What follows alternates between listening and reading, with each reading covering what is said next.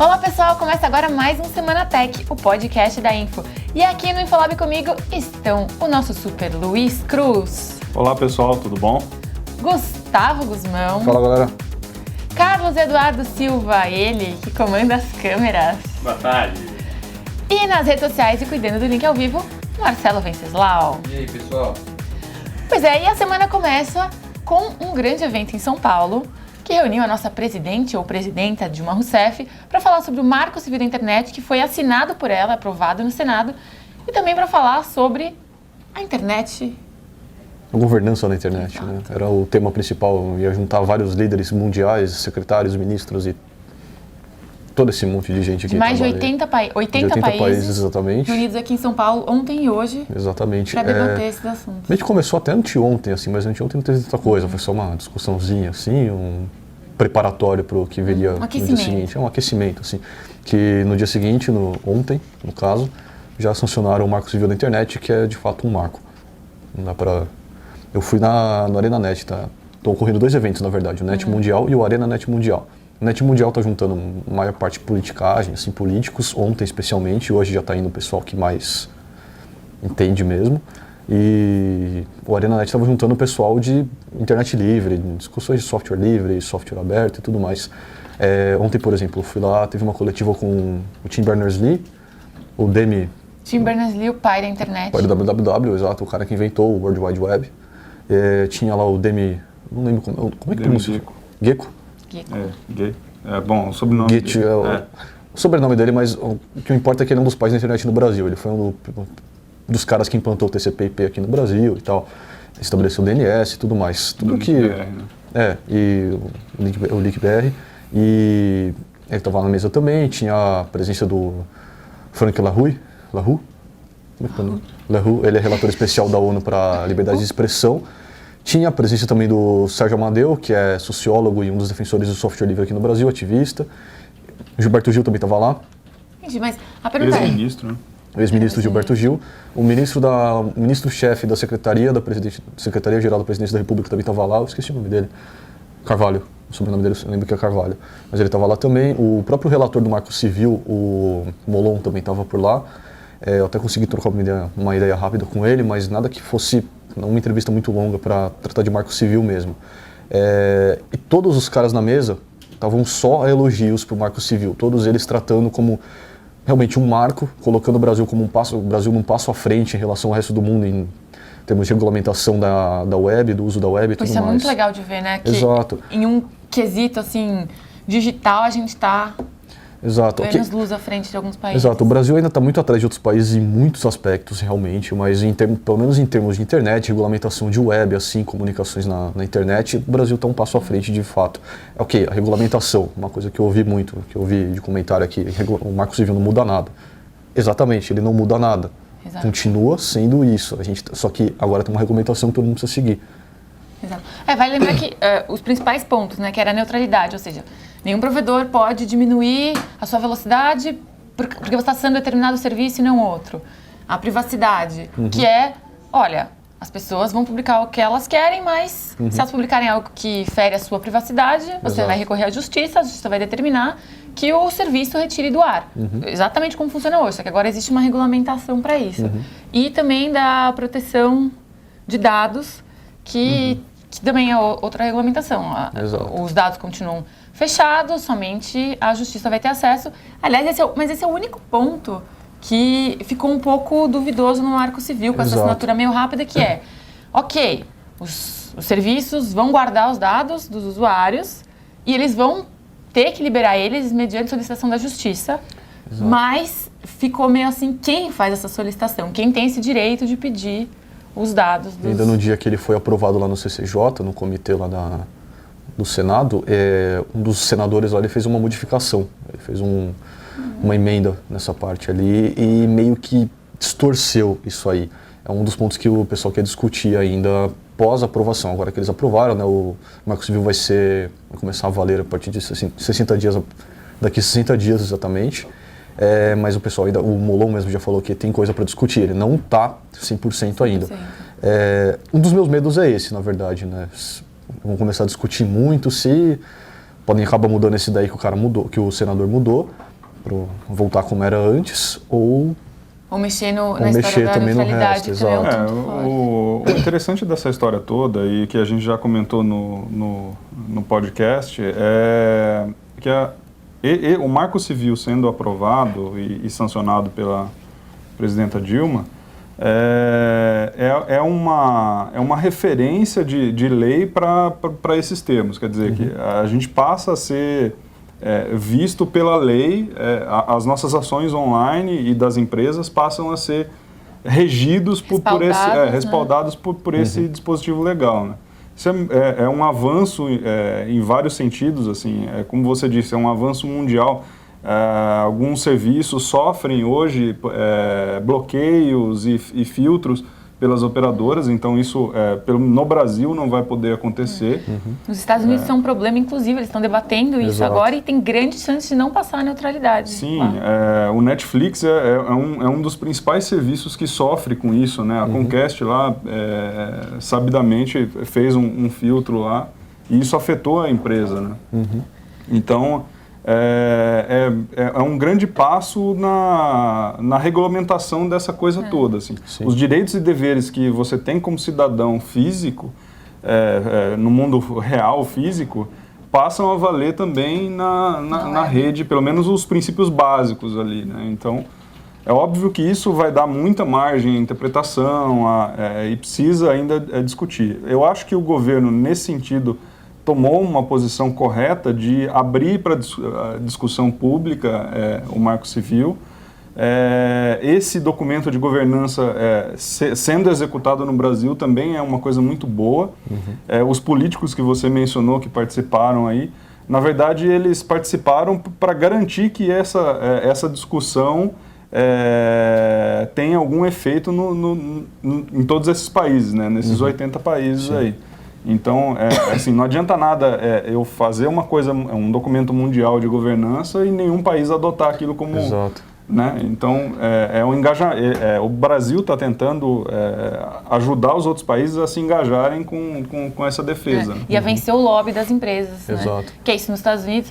Como você estava explicando, Luizão, talvez seja até importante explicar como que isso funciona, por que esse ponto da neutralidade com as empresas. Se uma empresa oferece um serviço de internet e você não tem esse ponto da neutralidade, então ela pode escolher, olha, eu prefiro, sei lá, diminuir a velocidade do Netflix porque eu tenho interesses que a pessoa não assista o Netflix, que ela consuma outros serviços. Porque congestiona a rede dela, né? Congestiona a rede dela, ou ela tem interesse, porque ela mesma pode, sei lá, ser parceira de uma produtora de conteúdo tradicional. Parceira da Amazon. Exato. E ela pode, por exemplo, criar planos para privilegiar usuários, o que é uma coisa absurda, né? Assim, você tem um plano de 10 mega, só que se você pagar, sei lá, $50 a mais, você vai ter esses 10 megas no Netflix. Caso contrário, você vai ter 1 mega só no Netflix.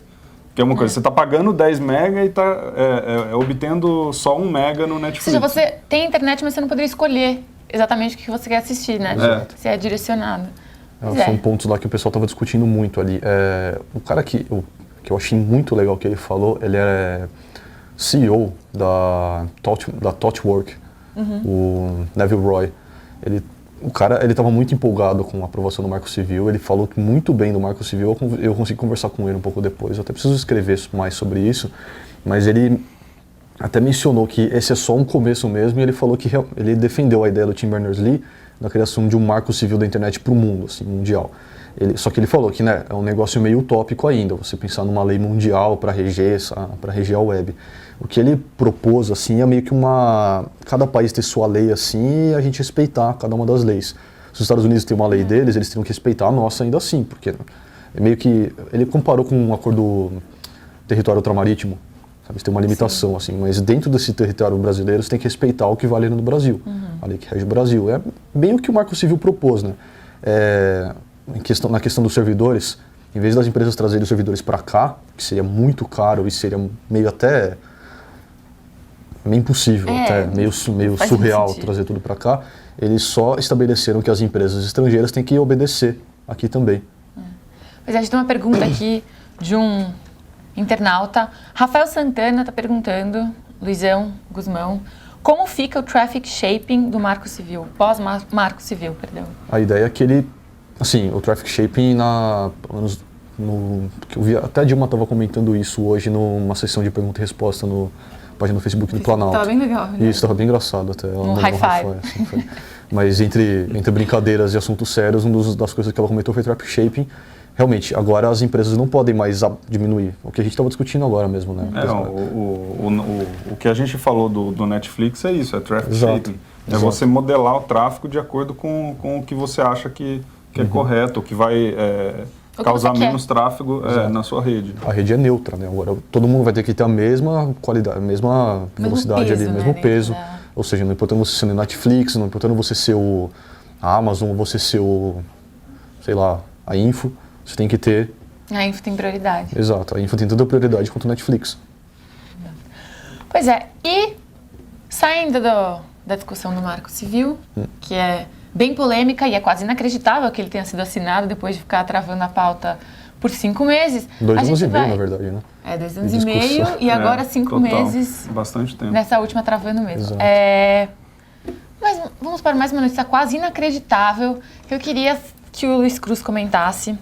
A história de que a OnePlus vai lançar um celular que é o matador de todos os outros celulares. Uma configuração que parece inacreditável e com preço que também parece inacreditável. Luiz Cruz, o que é esse OnePlus One? O OnePlus é uma empresa fundada aí pelo vice-presidente da Oppo, que é uma outra empresa chinesa, né?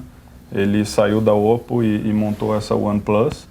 E é uma empresa nova chinesa que desenvolveu um smartphone chamado One. E aí por isso o OnePlus One, que é 1 mais 1 aí, né? 2. É 2, que é um nome um pouco estranho até, né? Esquisito. Mas é o primeiro aparelho dessa empresa e é um primeiro aparelho que tem uma configuração muito forte para o preço que ele vai ser vendido, né? São 2 versões, uma mais barata com 16 GB e uma versão mais cara. Elas estão entre 300 e 400 dólares, é isso? 299 e 399. E o que Muito vem? mais caro. A configuração geral do aparelho é muito boa. Ele tem um processador da Qualcomm, que é o melhor processador atualmente, o Snapdragon 801. É um quadricore muito potente. Ele tem 3 GB de RAM, num padrão novo. A memória interna, o armazenamento interno dele segue um padrão mais novo. A tela é 5.5 Full HD, com painel IPS. Assim, as configurações dele são muito boas. Câmera 13 megapixels com sensor Exmor-R da Sony. A câmera frontal tem 5 megapixels. E assim, o som é estéreo, tem Bluetooth na especificação mais nova, tem Wi-Fi na especificação mais nova, o Wi-Fi AC. E graças ao processador ele tem também suporte a 4G LTE em todas as frequências possíveis. E tem uma câmera, quantos megapixels? A câmera é 13 megapixels e a frontal são 5 megapixels. Bem potente. É uma configuração muito boa, assim, um aparelho muito bem acabado também. Eu acho que eles têm uma preocupação refinada com o design. Assim. Para esse preço, eu achei que realmente é um desafiador aí dos topos de linha. E esse é o primeiro aparelho dessa empresa, então há de se esperar um próximo aí mais forte. Mas não é só isso que é só propaganda. Tem uma promoção meio maluca que eles estão fazendo. Então, tem uma campanha que, na verdade, ela ainda não começou, mas... Começa em 17 horas. Em 17 horas, 17, 16, tá quase para entrar no ar. A gente não sabe ainda detalhes dela, mas o que eles querem é vender o aparelho por $1. Caramba. Pelo menos um lote inicial aí, pois parece. A Márcia Antônia Garcia Leão perguntou o que vocês acham desse novo celular OnePlus. Olha, pelo preço, muito bom, assim. Eu fiquei com vontade de vender o meu Nexus e comprar um. Cara, eu fiquei até empolgado, assim. Eu só espero que ele saia, assim, do limite da China, né? Que as empresas chinesas têm esse histórico de não sair muito da China para... A Oppo mesmo é difícil. Exato. É difícil, quase impossível achar um celular Oppo aqui no Brasil. A Oppo tem uns celulares também muito celulares bons. Celulares bons. Exato. Esse também, o OnePlus, é ele que tem o Cyanogen também, não é? Sim. Aliás, detalhe. essa é uma estratégia interessante falar isso pro pessoal. Que assim, os fabricantes chineses lá, tradicionais, que estão disputando o mercado da China, que aliás estão disputando muito, com preços baixos, eles estão colocando variações do Android em chinês. Né? E para o mercado internacional, eles estão optando pelo Cyanogen Mod, que ao invés deles pegarem o sistema e traduzir para o português ou traduzir para o inglês e disponibilizar em outros países, eles já estão pegando o Cyanogen Mod, que já vem muito bem traduzido para vários idiomas. Então é uma estratégia de internacionalização muito interessante. E é um sistema que começou com hackers ali. Né? Exato. Uma coisa de, vamos customizar mais o Android, uma ROM alternativa virou aí uma boa opção. Né? Eu até lembro uma vez a gente veio discutir aqui no podcast mesmo, que a empresa que cuida do Cyanogen, a gente pode chamar de empresa a Cyanogen? Sim, agora é uma empresa. Sim. Agora é uma empresa. A empresa que cuida do Cyanogen, eles tinham eles almejavam... Colocar na Play Store para todo mundo instalar. Não só como colocar na Play Store, mas também ter se tornaria um sistema operacional. Sim, separado do Android, ele é baseado no mesmo projeto open source do Android, no AOSP. E eles queriam se tornar o terceiro sistema operacional mais usado no mundo. Com essa inclusão aí nos aparelhos chineses, se os aparelhos chineses começarem a se espalhar pelo mundo, cara... É que eles usam ainda, é um Android na real, né? Eles só customizam a interface, colocam os recursos adicionais muito bons. Mas ainda é um Android, né? Sim. Não dá para dizer que é um novo sistema operacional, ainda não chegou nesse nível. Mas eles acho que está longe, inclusive. Eles até almejavam assim, se tornar meio que a terceira plataforma do sistema operacional mais utilizada. Exato, até bater no Windows Phone. Na época ainda o Windows Phone já tinha sua parcela considerável de mercado, especialmente aqui no Brasil, mas não era tão... Aqui no Brasil mesmo, não era tão poderoso. E hoje é o segundo sistema mais usado aqui, né? No mundo está na terceira colocação e a Cyanogen queria até disputar cabeça a cabeça com o Windows Phone, que eles tinham... Era muito aparelho com Cyanogen instalado pelo mundo todo. Né? Não, é um sucesso. A gente vê sempre que a gente comenta do Cyanogen aqui. Sim. Faz sucesso. E no site também, né? Sempre que sai matéria. É por causa daquela história de alguns fabricantes não atualizarem a versão do Android dos seus aparelhos, né? E aí as pessoas acabam recorrendo ao Cyanogen para ter essa versão mais nova do Android. Só um nome que eu acho meio feiozinho. Cyanogen. Eu não sei de onde eles tiraram esse nome. Mas Luizão, dá para dizer então que você está na expectativa por esse celular, o OnePlus One? Eu espero que ele chegue no Brasil ou que seja possível comprar por aqui, né? O que geralmente não acontece, infelizmente. Mas se a gente está vendo a Xiaomi lá do Barra pensando em vir para cá, porque a OnePlus não poderia vir também, né? Seria bom, né? Mas é uma empresa pequena, nova ainda. Né? Então tem muito chão ainda. Tem tempo ainda para a gente ver ela por aqui. Sim. Né? Bom, fiz essa pergunta para saber as suas expectativas em relação a ele, porque tem um outro celular que aparentemente é muito aguardado, como todos os celulares dessa empresa são aguardados. A gente está falando, claro, do novo iPhone, que tem, claro, muitos boatos. É incrível, né? Parece que a gente passa o ano dando notícia de boato do iPhone, até que ele finalmente é lançado e aí começam os boatos do próximo iPhone ou do próximo iPad. Mas enfim, o lançamento do iPhone 6 com uma tela maior pode estar sendo atrasado pela vontade da Apple de encontrar uma bateria super fina para esse novo celular. Parece que os boatos são de que a Apple lançaria agora 2 iPhone 6, um menor e um maior. Um de 4.7 e um de 5.5 polegadas, e que esse de 5.5 está tendo um problema para achar baterias, uma bateria acho que de 2 milímetros de espessura que eles querem e não estou conseguindo encontrar, então talvez atrase. Nas imagens do aparelho que, assim, o suposto próximo aparelho, ele é mais fino que o iPhone 5S. Então por isso que eles, teoricamente, eles estariam procurando uma bateria com essa espessura aí para reduzir a espessura da bateria. Né? Seria o iPhone Air? Acho que é esse nome, né? É capaz de nem ser um iPhone 6, pode virar um iPhone Air. Se não sabe, se eles mantiverem essa ideia do iPad, assim, mas não me surpreenderia. Mas o tamanho, eu não sei. É que como eu falei, são tantos boatos que eu já até fico confusa no que falaram que a Apple nunca faria ou que a Apple vai fazer. Agora esse celular que é um phablet, tipo, com esse tamanho, tá concorrendo com que, tipo, a gente vai ver a Apple investir nesse... Tem uma discussão em torno da proporção da tela, né? A Apple sempre foi tradicional na proporção 4:3, que é aquela que você consegue, ou pelo menos conseguia, com o dedão atingir todos os elementos da tela. Mas no iPhone 5, esse formato de barra já prejudicou um pouco isso, e é possível que ela tenha ignorado, pelo menos um pouco, esse padrão aí de ergonomia.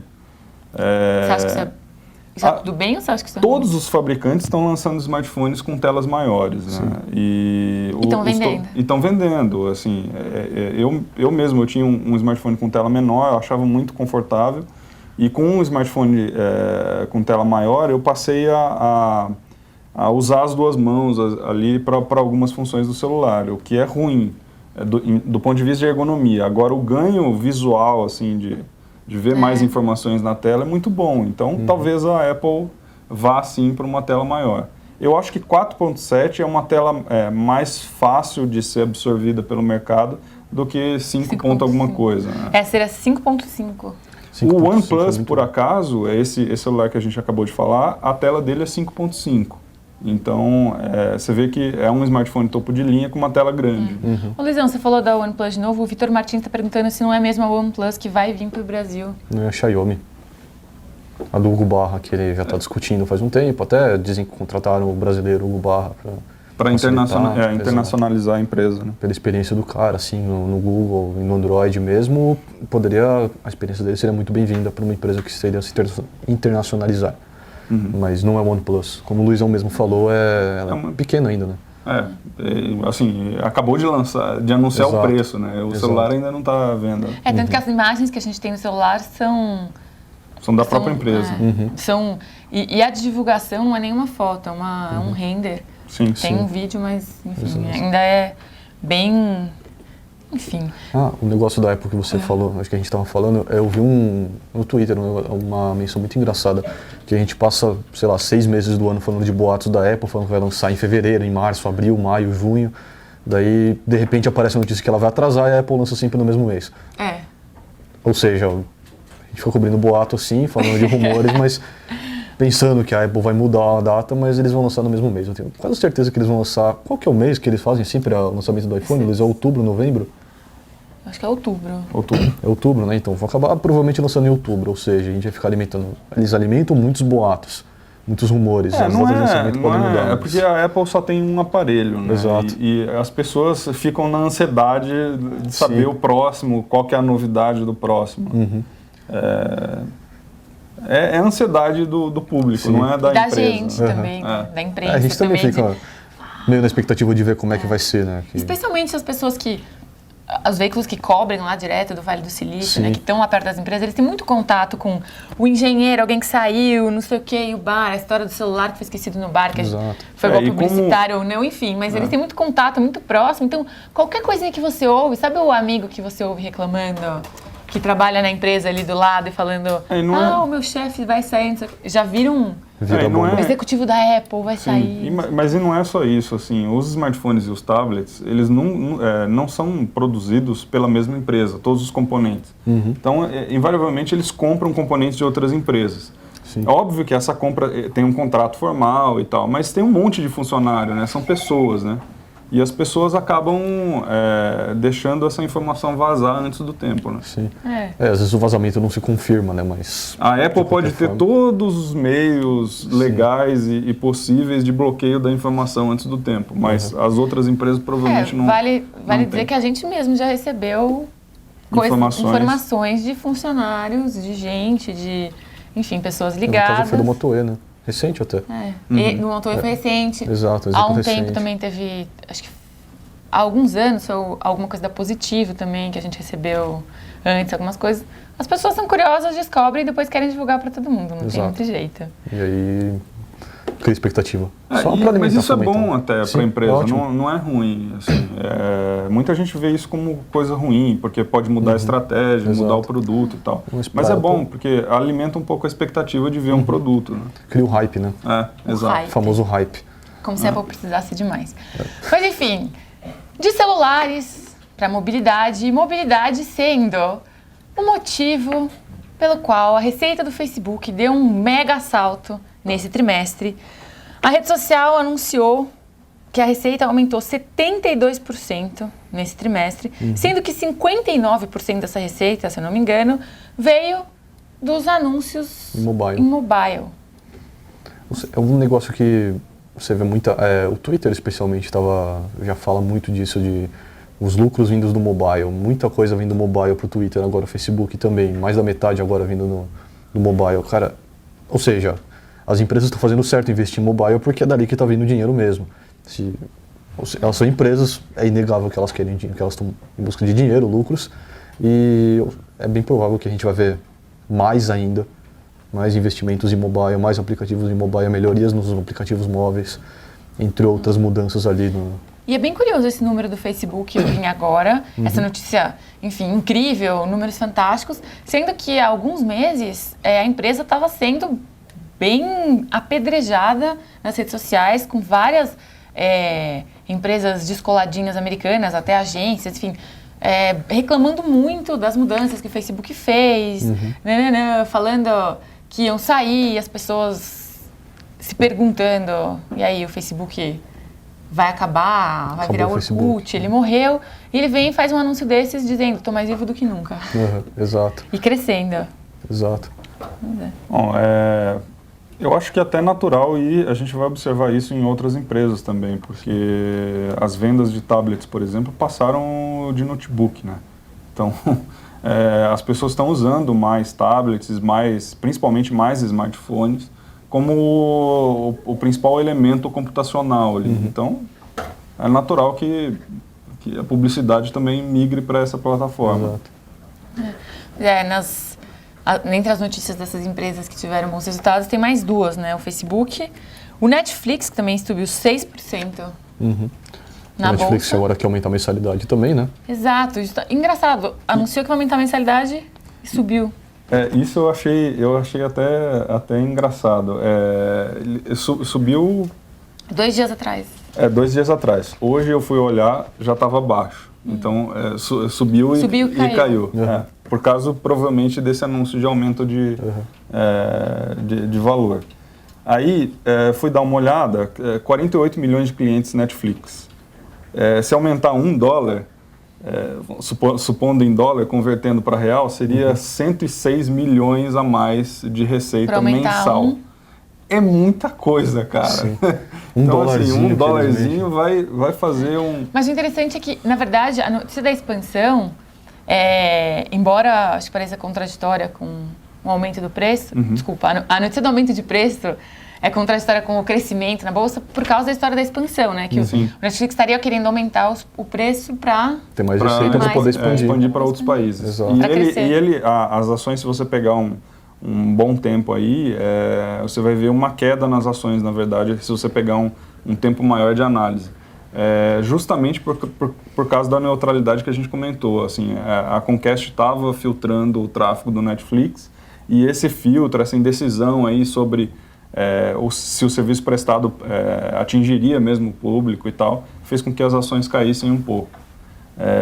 Então, até essa indecisão da própria rede é uma coisa que afeta as empresas e afetou o Netflix. Sim.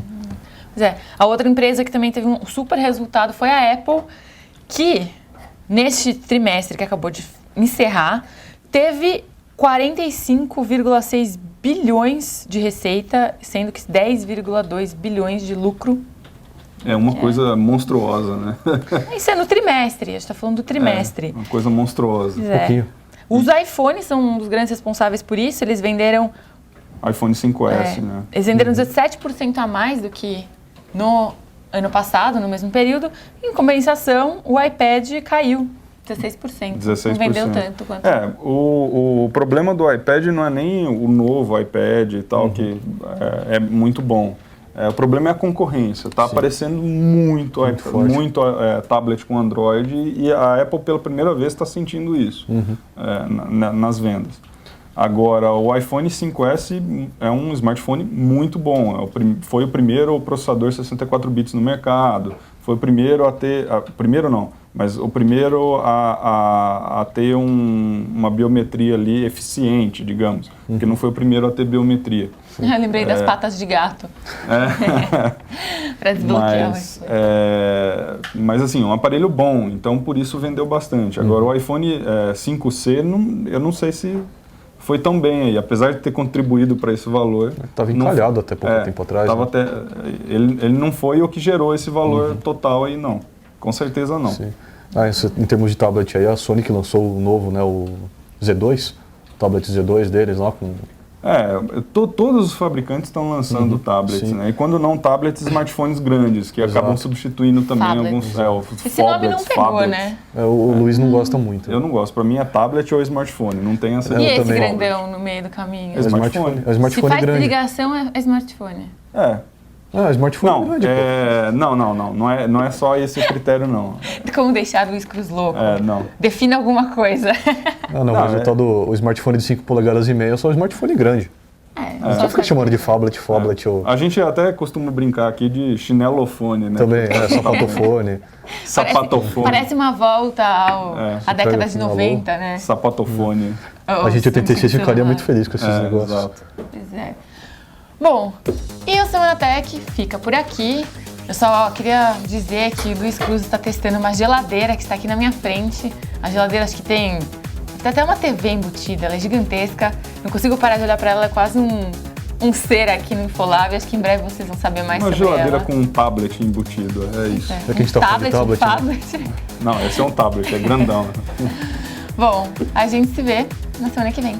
Tchau, tchau.